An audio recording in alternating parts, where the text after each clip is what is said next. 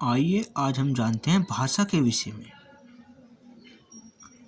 भाषा शब्द संस्कृत की भाष धातु से उत्पन्न शब्द है, जिसका अर्थ है भाष व्यक्तया वाची, अर्थात व्यक्त वाणी ही भाषा है।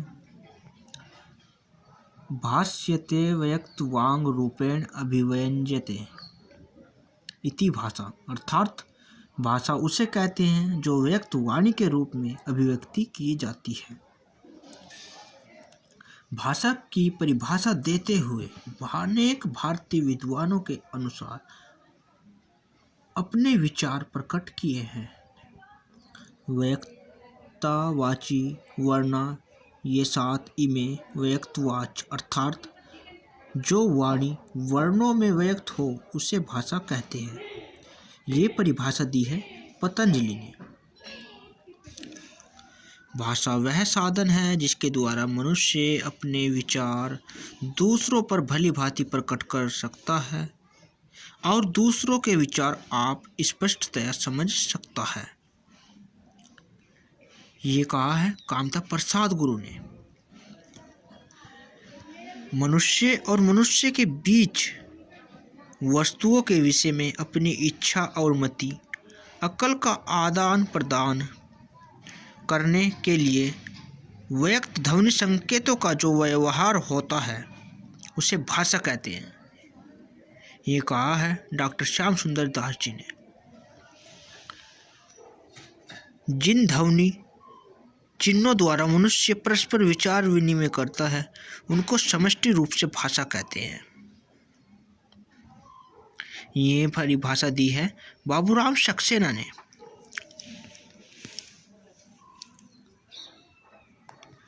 भाषा को हम दो भागों में विभाजित कर सकते हैं। नंबर 1 मौखिक भाषा, नंबर 2 लिखित भाषा। मौखिक भाषा में सार्थक उच्चारित ध्वनियों का प्रयोग किया जाता है। लिखित भाषा में मौखिक ध्वनियों के लिए चिन्ह तय किए गए हैं, उन्हें लिपि कहा जाता है। अब बात करते हैं भाषा की विशेषताएं एवं प्रवृत्तियां निम्न के बारे में। भाषा सामाजिक संपत्ति है। भाषा अर्जित संपत्ति है। भाषा परिवर्तनशील है। भाषा भाव संप्रेषण का माध्यम है। भाषा अनुकरण से सीखी जाती है। हिंदी भाषा का विकास। हिंदी 3000 भाषाओं में से एक है। भारत में हिंदी भाषा के 4 परिवार हैं।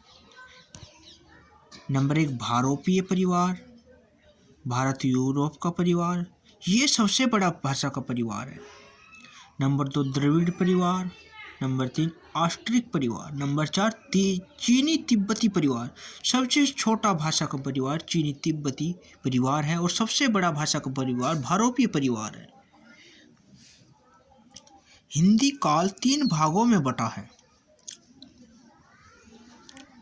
प्राचीन हिंदी, मध्यकालीन हिंदी, आधुनिक हिंदी। प्राचीन हिंदी की अगर बात करें तो 1500 से 500 ईस्वी पूर्व। मध्यकालीन हिंदी की बात करें तो 500 ईस्वी पूर्व से 1000 ईस्वी तक। आधुनिक हिंदी की बात करें तो 1000 ईस्वी से आधा अवधि अर्थात अब तक इनका समय रहा है। प्राचीन हिंदी के अंतर्गत हम वैदिक संस्कृत और लौकिक संस्कृत को रखते हैं। मध्यकालीन हिंदी के अंतर्गत पाली, प्राकृत, अपभ्रंश, अवहट को रखते हैं और आधुनिक हिंदी के अंतर्गत हम बांग्ला, उड़िया, असमिया, मराठी, गुजराती को रखते हैं।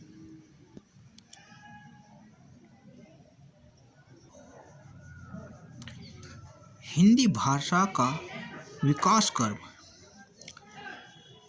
संस्कृत से निकली पाली, पाली से प्राकृत, प्राकृत से अपभ्रंश, अपभ्रंश से आधुनिक हिंदी और आधुनिक हिंदी से बांग्ला, उड़िया, असमिया, मराठी, गुजराती का विकास हुआ है।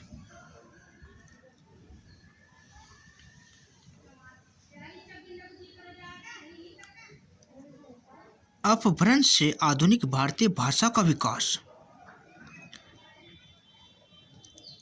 अपभ्रंश के भेद।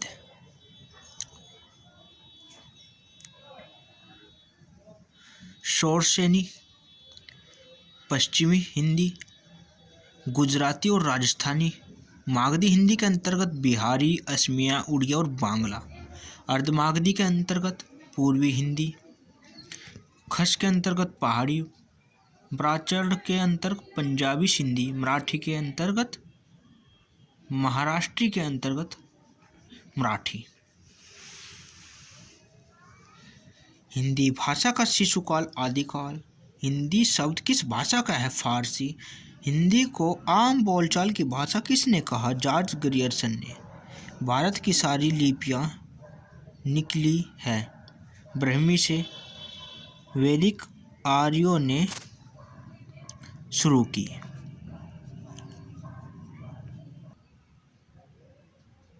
हिंदी की उपभाषाएं। पश्चिमी हिंदी के अंतर्गत खड़ी बोली, ब्रजभाषा, हरियाणवी, बुंदेली, कन्नौजी। पूर्वी हिंदी के अंतर्गत अवधी, बंगेली, छत्तीसगढ़ी। राजस्थानी हिंदी के अंतर्गत मारवाड़ी, जयपुरी, मेवाती, मालवी। पहाड़ी हिंदी के अंतर्गत पश्चिमी पहाड़ी, कुमायूनी, गढ़वाली। बिहारी हिंदी के अंतर्गत भोजपुरी, मगही, मैथिली आदि उपभाषाएं आती हैं। नोट। हिंदी भाषा के अंतर्गत 5 उपभाषाएं एवं 18 बोलियां आती हैं। हिंदी भाषा प्रदेश। जिन भाषाओं में अधिकतर हिंदी बोली जाती है वे प्रदेश: उत्तर प्रदेश, उत्तराखंड, बिहार, झारखंड, मध्य प्रदेश, छत्तीसगढ़, राजस्थान, दिल्ली, हरियाणा, हिमाचल, पंजाब।